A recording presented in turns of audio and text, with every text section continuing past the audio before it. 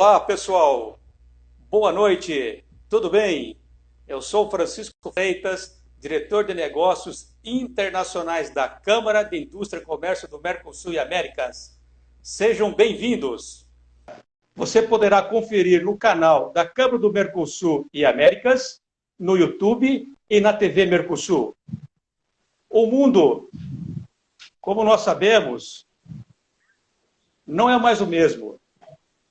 Quando falamos em negócios, observamos desafios enormes para o futuro, na forma de lidar com a demanda de clientes, desemprego, incerteza e processos internos.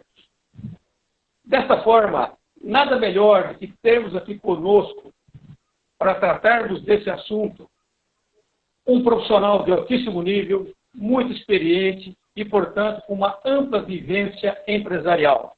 E como costumamos dizer no mundo dos negócios, um profissional de peso. Estou me referindo a Carlos Setti, diretor executivo da Mesani Alimentos. Meu amigo pessoal, a qual eu tenho muito orgulho. Amizade esta que vem desde a época de universidade, né, Setti? Eu como aluno e você como meu professor. Posteriormente, trabalhamos juntos. E, portanto, eu tenho como princípio em minha vida destacar e agradecer as pessoas que, de alguma forma, contribuíram e ajudaram para essa minha caminhada profissional. E você, Sete, com certeza, é uma dessas pessoas, viu, meu amigo? Então, muito obrigado, Francisco. Seja muito bem-vindo, Carlos Sete, meu eterno mestre. Uma honra tê-lo conosco aqui na Câmara do Mercosul e Américas. Muito obrigado, Francisco, pelo convite, obrigado pelas palavras. Eu acho que você é merecedor também de toda a minha estima, minha admiração profissional, pelo talento e pelo consultor internacional que você é hoje. Será um prazer debater aqui tantos assuntos importantes, né? Sobretudo o que virá após essa crise do coronavírus. É um grande ponto de interrogação e todos nós temos que participar desse debate. Exatamente, Sete. É um assunto bastante difícil, né? Como você mesmo já destacou, vamos fazer uma reflexão, um pensamento de ações do que está acontecendo e tendências. E para começarmos esse nosso bate-papo, gostaria de falarmos um pouquinho então, a respeito da Mesani Alimentos, que é uma grande indústria localizada na cidade de Bauru, no interior do estado de São Paulo. Certo, se eu estiver errado, você me corrige, por favor, mas pelos números, acredito que mais de 700, 740 funcionários, colaboradores. Exatamente. É uma empresa que possui no seu portfólio 52 linhas de produtos, com uma produção diária de 80 toneladas. E com exportação Paraguai, Uruguai e Suíça. Perfeito, Francisco, é isso mesmo. Somos da Mesani, é um orgulho trabalhar na Mesani e, ao mesmo tempo, participar desse processo de desenvolvimento do país, né? Nós somos muito importantes para a nossa cidade, os números são esses que você realmente falou, né? A gente é líder de mercado em massa fresca. Nós temos 3 unidades, a massa fresca do qual somos líderes, né? O talharim, a lasanha, o capelete, o ravioli, são todos produtos de alto nível, com uma participação muito grande no mercado. 27% do mercado nacional de massa fresca é da Mesani. A gente é líder e nós temos também, complementando, né? Nós temos a unidade de negócio dos pratos congelados e também a unidade de negócio dos pães, com destaque para pão diário. Essa é a nossa participação, né? Estamos aí procurando sobreviver de forma muito saudável e crescer depois dessa crise. Carlos Sete, e como foi esse período, né, de adaptação à pandemia? Como que eu que acompanho você, mas acho que é importante compartilhar com os nossos amigos, né, que estão nos acompanhando, as medidas adotadas, como que foi essa adaptação, né, para encarar, vamos dizer assim, esta situação de momento. Então, acho que um valor muito grande da Mezani é o apoio da alta direção, né? Nós temos uma terceira geração que atua muito bem, que tem uma visão de futuro muito consciente. Isso ajudou muito no planejamento para superar esse processo de crise que já vem há mais de 60 dias. Nós também somos uma das empresas que estamos no jogo, temos que aprender a jogar. A Mezani fez um planejamento da questão de saúde muito bem feito, tanto é que nós não temos nenhum caso, graças a Deus, de coronavírus dentro da Mezani. Então, acho que isso valeu com os 740 colaboradores que nós temos. Adotamos um padrão, né, desde a entrada do colaborador, que a gente mede a febre, aí todo aquele procedimento de utilizar álcool gel, de utilizar máscaras, a distância de 1,5 m, todos aqueles pré-requisitos para você poder ter uma convivência que não saudável, que não tenha problemas nenhum de doença. Nós conseguimos produzir, nossa produção não baixou, né? A Mezani continua produzindo a mesma quantidade que produzia antes, primeiro porque nós estamos num segmento que ainda durante a crise se manteve estável, que foram os alimentos, segundo pela marca Mezani, que é uma marca de confiança que já se estabeleceu ao longo do tempo, e aí a gente consegue sobreviver de forma muito boa. Nós estamos indo muito bem nesse sentido e estamos nos preparando para a saída, né? A qualquer momento a gente percebe que a retomada será gradual, lenta, e nós também estamos preparados para isso. A Mezani tem uma visão de futuro que permite com que atue dessa forma e continue se sustentando apesar de toda essa crise de saúde. Sete, entrando agora um pouco no assunto, né, vamos dizer assim, do futuro, né, com relação das empresas pós-pandemia, e você como um economista renomado, como que você analisa esse momento, como que você acredita, por exemplo, essa retomada com relação às tendências para este novo mundo? Olha, Francisco, há um consenso entre todos os melhores cabeças desse país e aos consultores de que será um ano muito difícil, com um processo de recessão muito forte. Estima-se, dependendo do tempo que ainda vai durar esse isolamento e essa volta às compras e a volta ao consumo, estima-se que o país deve crescer negativamente entre 5% a 7%. Então, isso é muito difícil. Para você ter uma ideia, os 2 últimos anos do governo Dilma, só para citar como referência, porque todos nós lembramos como foi difícil atravessar aquele tempo, os 2 últimos anos do governo Dilma, nós crescemos negativamente 7%. Pode ser que o país vai crescer somente esse ano negativamente 7%. Então, isso é muito difícil. Muitas empresas voltarão da pandemia, provavelmente não sobreviverão. As pequenas e médias terão enormes dificuldades, né? Nós temos aí provavelmente um aumento muito grande do grau de desemprego. Estima-se que até o final do ano, aproximadamente 18 a 19 milhões de pessoas estarão desempregadas, o que traz uma angústia social muito grande, desestrutura toda a família, desestrutura toda a sociedade. Então, lamentavelmente, eu gostaria de estar dando um cenário mais otimista, mas como o debate é sério, a gente tem que pisar no chão e, a meu ver, o real deve acontecer por esse caminho. Ou seja, o país nascerá mais pobre depois dessa crise da pandemia. Estima-se também que nós vamos empobrecer algo como 15%. Nós devemos, de forma geral, voltar próximo dos anos 2014. Isso é muito sério para um país que tinha muito a oferecer esse ano e que certamente ia crescer muito, ia gerar muitos empregos e, de alguma maneira, a gente poderia ficar muito bem. Acho que o desafio nosso é superar todo esse cenário. Era um país que estava numa retomada, estava num crescimento. Sem dúvida. Eu vejo mesmo, pelas minhas consultorias, todo o planejamento que nós realizamos perante os nossos clientes em janeiro e fevereiro, nós tínhamos uma perspectiva, por exemplo, de um mês de março, abril muito promissor, né, sem dúvida, crescimento de vendas. Então, você imagina o impacto, de repente, uma empresa prevendo, vamos dar um exemplo aqui, nós estávamos prevendo de 1 milhão, um cliente nosso, faturarmos 1.200.000, 1.300.000. Isso para março, porque os números demonstravam em fevereiro essa tendência. Aí chega em março e ele fatura 600. Sem dúvida. Quer dizer, sim.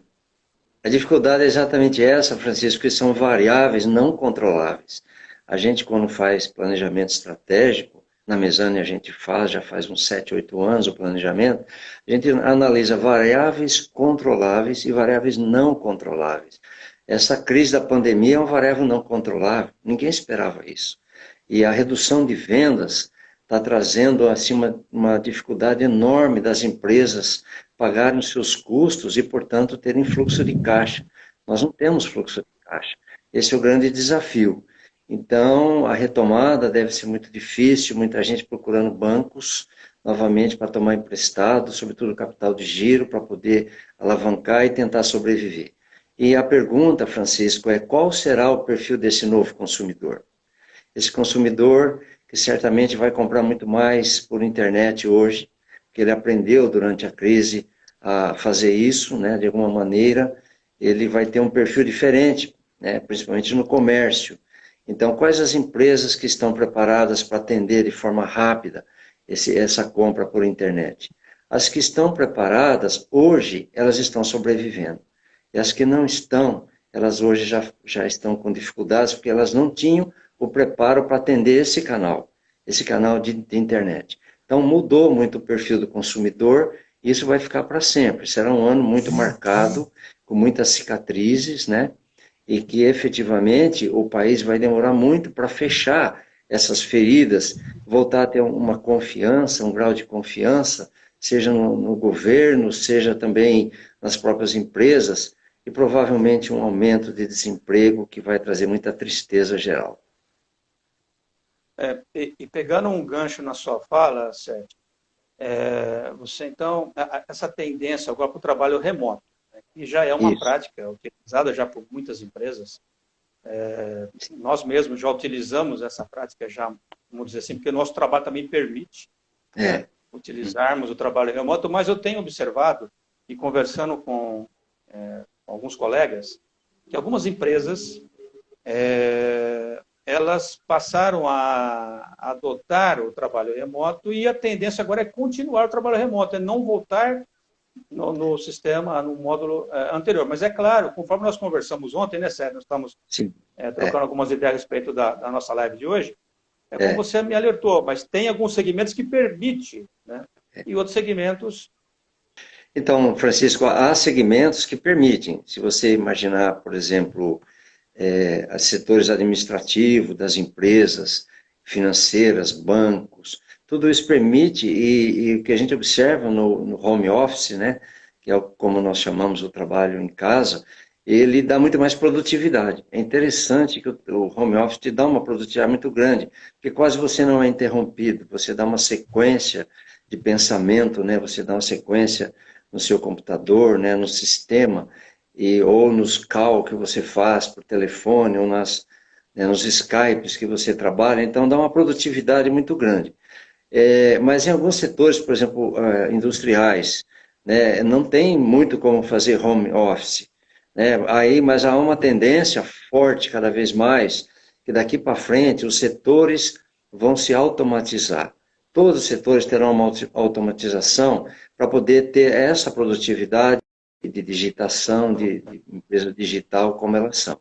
Então, a meu ver, o caminho das indústrias é para a automação, o caminho dos setores administrativos e financeiros, uma forte tendência do trabalho em casa, né, do home office, e o mundo começa a descobrir uma nova forma de trabalho. Acho que esse é o grande desafio que nós vamos ter pela frente também.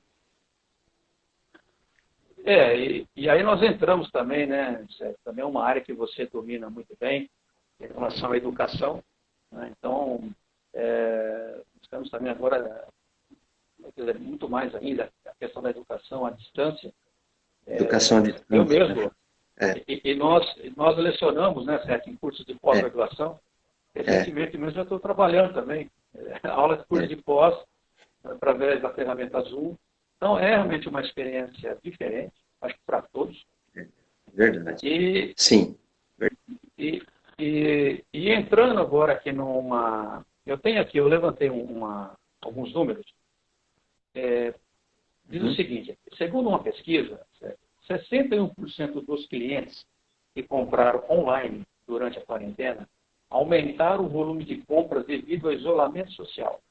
E aí, complementando, diz o seguinte, o levantamento também mostra que devido ao aumento da demanda no comércio eletrônico, os prazos para entrega aumentaram com 69% dos consumidores que notaram prazos mais longos e 57% considerando esse aumento aceitável. Ou seja, pelo menos 11% dos consumidores deixaram de comprar online devido ao prazo de entrega.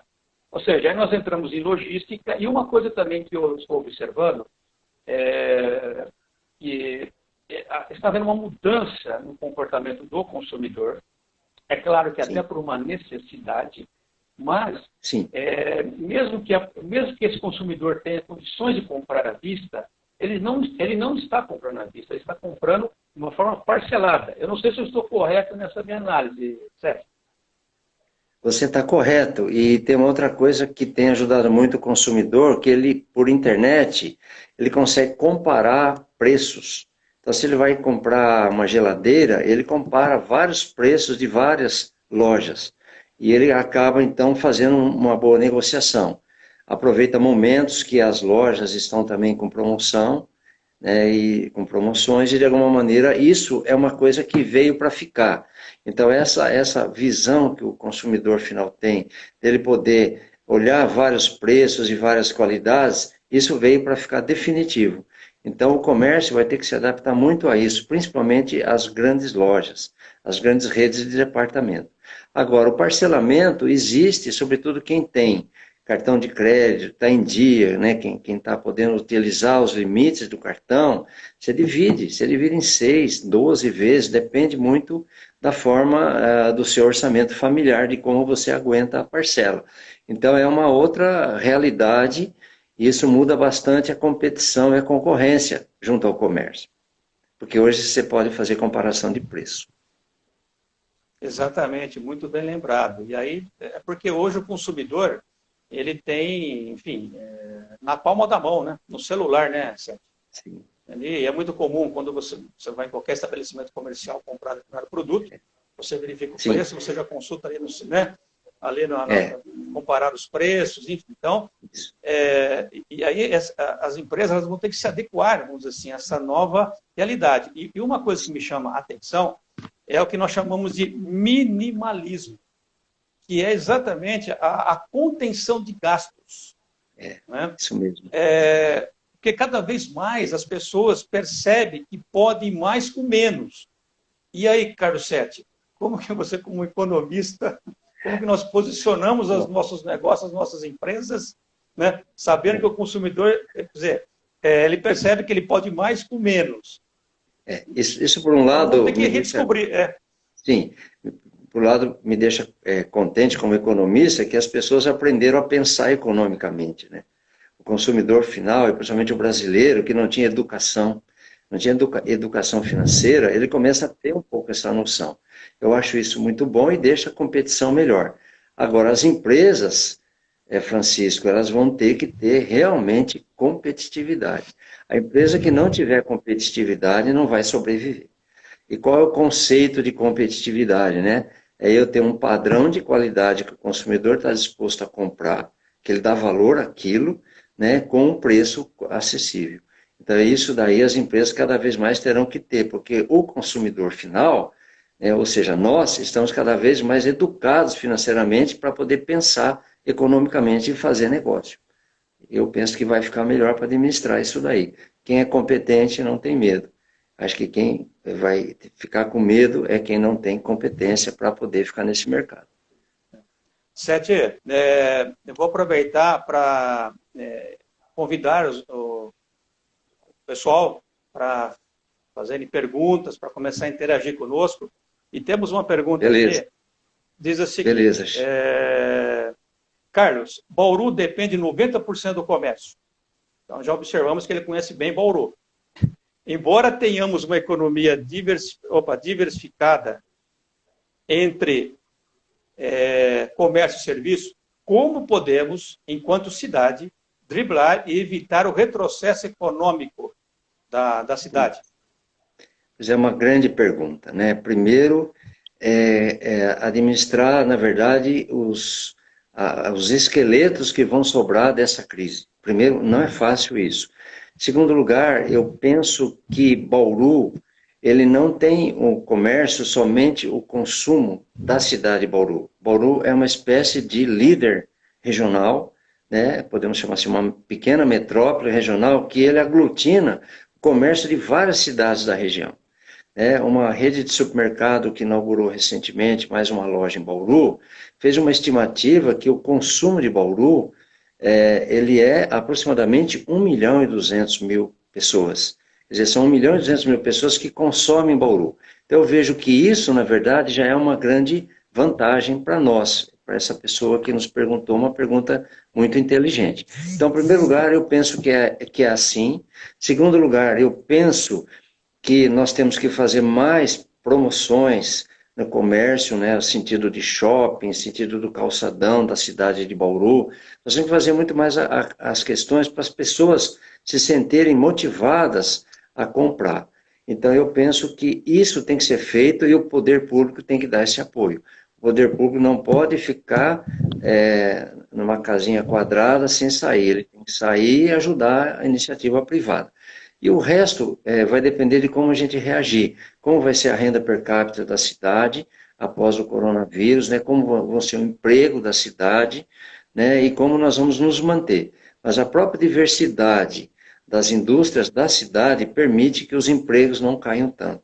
A gente não depende, industrialmente falando, de um polo só. A gente tem várias ramos de atividades aqui. E o comércio e serviço também. A gente é bastante farto. Espero que a gente tenha sucesso nessa retomada e que as coisas e essa preocupação dessa pessoa que está assistindo seja resolvido realmente de forma saudável. A retomada que se esperava, né, para esse ano deve acontecer em 2021, porque o Brasil estava totalmente estruturado para isso. O Brasil estava perfeitamente estruturado. Inclusive o poder público, através da dívida externa, dívida interna, melhor dizendo, do Brasil, estava estruturado. A retomada de 2021 é muito bom, porque, na verdade, há uma previsão de retomada desse mesmo consenso que diz que hoje o Brasil deve crescer negativamente de 5 a 7, está dizendo que o Brasil vai crescer entre 3 a 4% positivamente o ano que vem.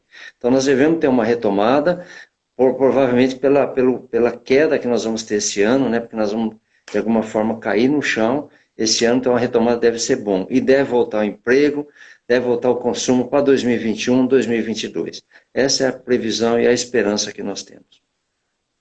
E aí eu retorno, então, naquela minha análise que eu estava fazendo, com relação aos hábitos de consumo, né, com relação ao impacto, porque eu tenho, por exemplo, clientes, Sete, que esse mês eles faturaram como nunca faturaram, por exemplo, uma empresa de produtos de limpeza. Ele nunca vendeu tanto como vendeu nos últimos 2, 3 meses.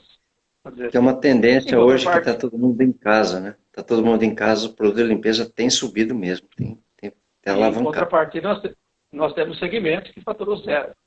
Então, eu acredito que com a retomada, conforme a própria imprensa está comentando, mas eu acredito que haverá uma demanda reprimida.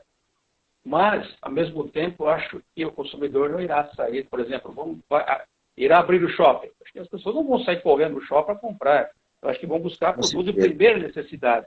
Então, Sérgio, vamos dizer assim, na sua visão como economista, como que você... tudo é uma suposição, claro, porque nós não temos, né? Vamos dizer assim, não sabemos o que irá acontecer. Mas quais os segmentos que você acredita que terá um arranque um pouco mais rápido, depois os demais virão na sequência? Então, Francisco, ainda hoje, né, nesse momento, são 3 segmentos que continuam fortes, que é o segmento de alimentos, alimentação, o segmento de bebidas. Talvez o fato de estar em casa, isso proporcionou um aumento dessas demandas de alimento e bebida. E remédio. Remédio tem alta demanda. O que se estima é que alguns setores e um deles, por exemplo, é ensino à distância, está totalmente alavancado a partir de agora, entretenimento à distância. Veja, todos nós, quanto que a gente não assiste de canal fechado e também dos grandes programas, me permite dizer aqui, Netflix, o Now, quer dizer, todo mundo está usando muito e assistindo demais esse tipo de entretenimento à distância. Isso teve uma forte demanda e a médio prazo, na medida que for voltando, à medida que o comércio volte, talvez mais lentamente, eu penso que alguns setores, como, por exemplo, moda, deve retomar, mas num ritmo mais lento, porque está totalmente em queda hoje. O que se estima é que os últimos que deverão melhorar, lamentavelmente, é a questão do turismo, por conta das viagens, da aglomeração, turismo que puxa junto hotéis, que puxa junto restaurantes, que puxa junto eventos. Isso deve ser o último que deve retomar dentro dessa visão de uma retomada. E os primeiros sempre alimentação, bebida, remédio, isso é muito forte. Essa é a previsão que há um consenso também. Outra questão também que preocupa, que estava começando a ter uma retomada, é a construção civil. Havia uma perspectiva de retomada muito boa a nível do Brasil e na nossa cidade de Bauru também. Eu já penso que não será a mesma coisa. Já não será a mesma coisa, muita gente está negociando prédios em construção, quem comprou apartamentos de prédio de construção estão renegociando, até por conta de não estão aguentando os pagamentos. Então o ritmo deve cair, lamentavelmente, na área de construção civil, por conta exatamente de que não é uma prioridade absoluta, como, por exemplo, a alimentação. E se nós partirmos do pressuposto que agora em junho, assim, as coisas começam, né, a sinalizar para vamos dizer, as coisas começam a voltar ao normal, você acredita, Sete, que esse ano nós vamos dizer assim, não haverá grandes mudanças e esse ano, como eu já ouvi de muitos empresários, entre aspas, eles falam assim, esse ano já estamos dando por perdido. Isso em economia, como que nós podemos traduzir vamos dizer assim, essa afirmação, certo? E também não sei Por uma se recessão correto, muito se você grande. concorda, mas a recessão, perfeito. Eu concordo de forma geral, concordo sim. Nós vamos estar previsto uma recessão muito grande por conta do que você acabou de dizer. E também eu penso que a própria falta de renda nossa, na volta, mesmo que comecem a abrir as lojas comerciais, os serviços, mesmo que a falta de renda nossa não vai permitir um consumo tão grande. Então, eu penso que isso é uma retomada lenta. Os que estiverem empregados, e eu espero que muitos estejam empregados ainda, eles vão ter que administrar muito bem seu orçamento familiar, porque vai ter novamente o medo do desemprego, mesmo os que vão permanecer empregados, como fica o desemprego lá na frente. Então, vai ser assim, muito conservador o orçamento das famílias, e uma das que alavanca, na verdade, o desenvolvimento econômico é o que a gente chama de consumo das famílias. Exatamente dessa forma que a economia vê. Então, isso deve estar muito prejudicado, deve ser negativo esse consumo de família. Tem duas variáveis que devem ser consideradas, né? O consumo das famílias e a massa salarial. As duas vão estar em queda, lamentavelmente. Massa salarial vai estar extremamente em queda pelo desemprego, exatamente pelos prováveis salários baixos com que vão estar a economia de forma geral. As empresas, eu vejo com muita preocupação, a retomada tem que ser descoberto que estratégia de vendas eu tenho que ter para retomar esse consumidor no meu estabelecimento, para voltar a frequentar a minha loja e consumir o meu produto. Então, mais do que nunca, é estratégia pura disso daí, que produtos eu tenho que ter. Certamente, com exceção da classe média alta, que tem uma renda que dificilmente é afetada pelas crises, as outras classes vão consumir coisas básicas. A moda vai ser básica, o consumo de calçados, o consumo de roupa, o consumo de alimentos, será tudo provavelmente muito básico, por conta exatamente de que não há muita renda no mercado. Eu vejo dessa forma, cuidado e recuperação das empresas. Então, além da questão da estratégia de vendas, para retomar esse cliente para ele, é fluxo de caixa. Não está muito apertado a questão de fluxo de caixa, para os que entendem um pouco de finanças, a questão do ponto de equilíbrio. Muita gente vai sair, já está e vai sair dessa crise com ponto de equilíbrio negativo, ou seja, não consegue, pelas receitas, pagar os seus custos. Primeiro ele tem que retomar esse ponto de equilíbrio, depois ele vai conseguir fazer investimento. E uma tendência muito grande de automação.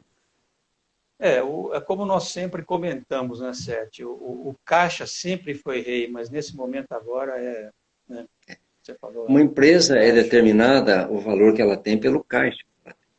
Então, eu acho que Exatamente. isso daí é fundamental e a gente vê que as pessoas estão sem caixa, totalmente. Porque, na verdade, Francisco, o que a gente tem que lembrar também é que as empresas vieram capengando por várias razões, inclusive 2017, 2018, 2019, e se organizaram e muitas delas iriam sair do vermelho em 2020. Aí acontece essa crise. Então fica muito difícil de uma retomada, porque elas mesmo contavam com o fôlego delas em 2020. Qual é o fôlego que eu posso ter? Hoje esse fôlego diminui bastante. Como eu comentei com você, Sete, um cliente, nós tínhamos uma perspectiva de faturamento acima de 1 milhão, 1 milhão e 300. Os números já demonstravam, ele faturou metade em março. Então, Em fevereiro, você a imagina expectativa era essa. Não é? Quer dizer, então, quem poderia que prever todo o planejamento realizado em janeiro e fevereiro, enfim, né? Não tem foi mais sentido. Né? Não tem Perdeu nenhum espaço. sentido. E aí Perdeu que espaço. fica o grande desafio, Francisco, é que estratégia as empresas têm que tomar daqui para frente para se recuperarem. Qual a estratégia? Né? E o governo é o seguinte, que plano de desenvolvimento eu tenho que adotar para botar o país de novo no trilho do desenvolvimento e do crescimento? É dois desafios, da empresa, do setor privado como um todo e do setor do governo. Isso não pode ser feito apenas de um lado, tem que ser feito dos dois. Olha, Sete, não sei se você está observando, mas o pessoal está gostando, elogios a sua participação. Olha lá, mente Obrigado. brilhante. Realmente, está muito certo. Fico muito Não tenha feliz por dúvida. isso. Fico muito feliz mesmo. Eu espero ter Sete, ajudado a pensar, e né? Ajudado a exato, pensar. acho que É, esse nosso bate-papo com esse intuito de pensarmos e claro. refletirmos, né, e ajudar também todos os nossos amigos que estão nos acompanhando também a pensar Sim, sobre e buscarmos alternativas, né, para é isso então, o aí. dólar aí na casa de R$ 6. Então, você acredita que agora a exportação, vamos dizer assim, é um grande caminho, uma alternativa para as empresas, até com uma solução, um caminho para se trilhar daqui para frente? Com certeza, com certeza. E o agronegócio, que é um setor super organizado, está aproveitando bastante disso. O Brasil tem superávit na balança comercial, mesmo durante esse momento difícil, porque é o momento de exportação de soja, de milho, de carne, e tudo isso está dolarizado a quase 6, né, quase R$ 6.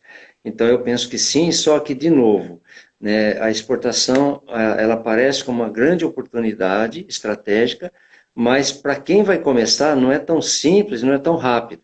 Veja todos os balanços dos grandes frigoríficos de carne, todos eles é, lavaram a alma com essa questão da exportação de carne a $1, próximo de R$ 6.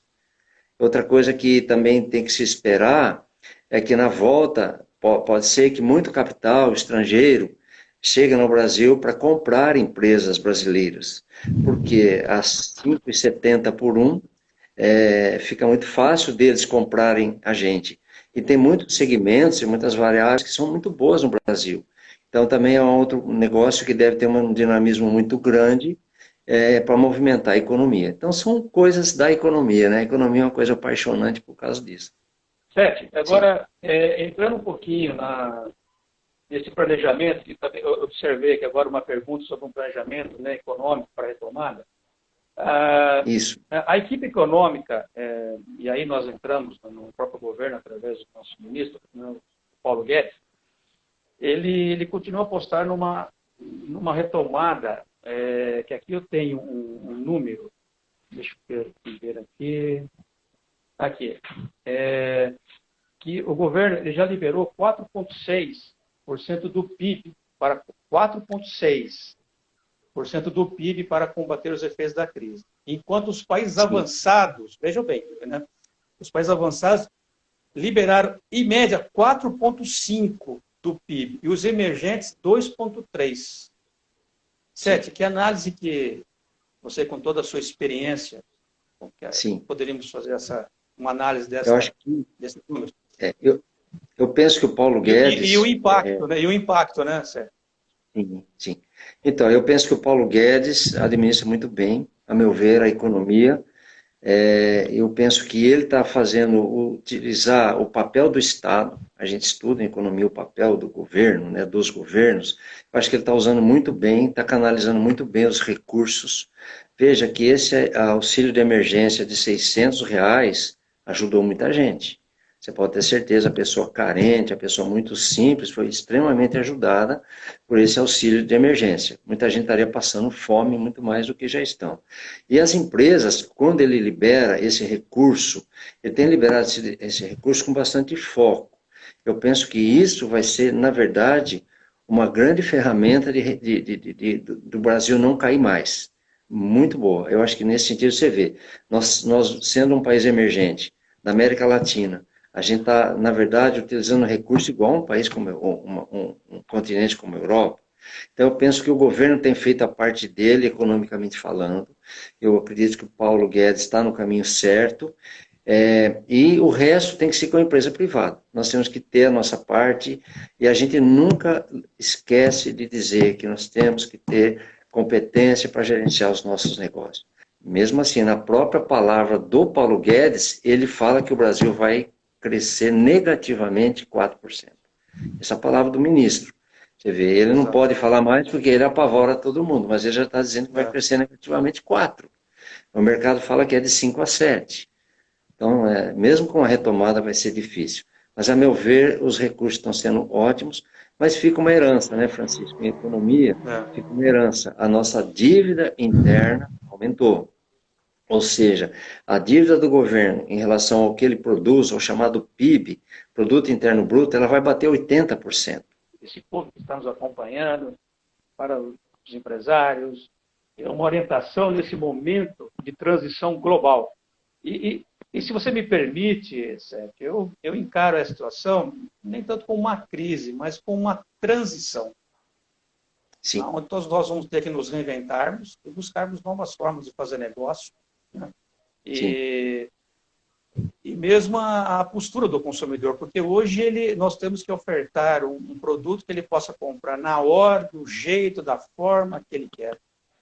Então, através dos celulares, assim, que tem na palma da mão. Então, é uma mudança drástica que muitas empresas não estavam preparadas. Enfim, e agora tem que acontecer, fazer, e o que você falou, e não tem um caminho sem volta. Né? Então, qual seria, vamos dizer assim, fazendo um trocadilho, vamos dizer assim, é o momento efetivamente de colocarmos a mão na massa, mais do que nunca agora? É certo? Colocarmos a mão na literalmente, massa, vamos dizer assim? Principalmente eu que sou diretor da Mesane. Sem dúvida. Principalmente eu que sou diretor da Mesane, é literalmente colocar a mão na massa mesmo. Francisco, eu vejo assim, tem um binômio que você usa em qualquer tempo ou a qualquer tempo. E o binômio é assim, redução de custo e aumento de produtividade. Essa é uma receita que na retomada, mais do que nunca, as empresas vão ter. Então, acho que é um binômio que dá muito certo e também entender que a recuperação é lenta. Né? Muito cuidado na retomada de colocar os pés pelas mãos, isso não vai dar certo. Né? Muito cuidado para não aumentar o endividamento da empresa e acreditar e fazer um planejamento que eu vejo na retomada, um planejamento até 2022. Dependendo do setor, até 2022. Imagina, por exemplo, o setor de turismo. A expectativa é que somente o final do ano ele vai estar mais ou menos, que leva junto todo aquele segmento que trabalha com turismo. Então, tem que fazer uma retomada de 2, 3 anos, não pode ter pressa, tem que ter muita visão de futuro. Esse é um ponto. Consumidor final, regra de ouro, não gastar mais do que ganha. Regra de ouro, não gastar mais do que ganha, porque isso é o que estoura o orçamento familiar. Acaba entrando em limites de cheque especial, que é muito alto, e a pessoa não consegue mais sair, porque os juros é alto, come ela por uma perna, ou então começa a não conseguir pagar o cartão, paga aquela parcela do cartão e deixa o resto, isso vira uma bola de neve e o cartão é um dos juros mais altos. Então eu penso que o consumidor final, regra de ouro, gastar de acordo com o seu orçamento, com o seu salário. Isso é fundamental. Volta às origens, administração, pé no chão, tudo de uma maneira muito natural, não inflacionar a sua vida. Não inflacionar a sua vida. Acho fundamental para o próprio consumidor poder sobreviver esse ano, correndo o risco de pode ter desemprego. Ô Sete, ele faz agora, assim, relembrar uma pergunta também que é muito comum nos dias, nesse momento que nós estamos passando, de, por exemplo, de se buscar crédito. Então, porque é o momento, né, Sete? Se você tiver a possibilidade de ter um funding, ter um crédito, enfim, eu acho que é importante para você compor o seu caixa e sobreviver. Né? Como você analisa? Sim, olha, eu analiso assim, eu acho que vai ser inevitável para a maioria das empresas que ficarem em pé essa busca de capital de terceiros, que a gente chama. Só que muito tem que ter um planejamento. Se eu pegar o capital de terceiros simplesmente para pagar uma despesa, que é o que a maioria provavelmente vai fazer, como que fica o retorno para eu pagar o banco? Então, eu tenho que saber muito bem onde eu coloco esse recurso que certamente eu vou buscar. Eu não posso colocar de qualquer coisa, né, de qualquer lugar. Então, isso é primordial. Então, não é tanto a recusa ou a dificuldade de tomar recurso em banco. A que juros eu vou retomar e onde eu vou colocar. Acho que isso é fundamental. Acho que você tem que colocar num lugar dentro da empresa que esse lugar ele gere uma receita que possa pagar o banco. Do contrário, você vai criar uma espiral tão grande, vira uma espiral que vira praticamente um eixo sem fim. Isso é muito problema. E a nossa experiência, né, até como consultor, é que sabemos que o dinheiro dificilmente chega na ponta para os pequenos e médios, até sim, pelo índice de risco. Então, sim, normalmente, sim, o dinheiro ele chega para as grandes empresas. Mas quem efetivamente precisa são os pequenos e médios. Mas justamente porque normalmente você tem garantia, e normalmente as pequenas e médias empresários não têm, às vezes. Né? Então, esse dinheiro dificilmente ele chega na ponta. E aí que eu vejo o papel do governo. Acho que o governo que está liberando o recurso, que você comentou muito bem, eu acho que ele tem que destinar a esse tipo de pessoa. Não é o grande precisa de recurso, mas quem mais precisa é o pequeno e o médio, que na verdade é o grande gerador de emprego. O grande gerador de emprego é a soma dos pequenos que forma um volume muito grande de empregos. Então isso é muito importante. Então aí é o papel do governo. E o governo disciplinar, o governo tem que ficar um pouco em cima dos bancos, porque realmente os bancos aproveitam esse momento. Na verdade, eles aproveitam, cobram juros escorchante. É certeza que o banco não perde. O banco não perde, ele vai se cobrir de garantias, e ele vai se cobrir, e se precisar ele não empresta, fica no caixa dele, aplica em títulos do governo e não vai emprestar. O banco não perde. Então é a hora do governo entrar e de alguma maneira dar uma forçada de barra, porque é o papel do Estado na economia. Mais uma vez, então, agradecê-lo em nome de toda a diretoria da Câmara do Comércio do Mercosul, também do nosso presidente, o senhor Miguel Paleta, a sua participação e também já fica aqui o convite para que possamos retornar em breve. Ok, Sete? Olha, Francisco, eu ficarei muito feliz se já tiver contribuído para, de alguma maneira, ajudar a pensar esse país e ajudar as empresas e os consumidores, os cidadãos que assistiram, a refletir um pouco nesse momento difícil, que certamente vai mudar o mundo, né? Os hábitos, o estilo de vida, a economia. Eu fico feliz se pude contribuir com alguma coisa. Eu que agradeço a atenção de todos e, enfim, estou sempre à disposição de todo mundo que assistiu e de vocês, e também quero agradecer a oportunidade para a Câmara de Comércio da América Latina. Um abraço e muito obrigado, viu?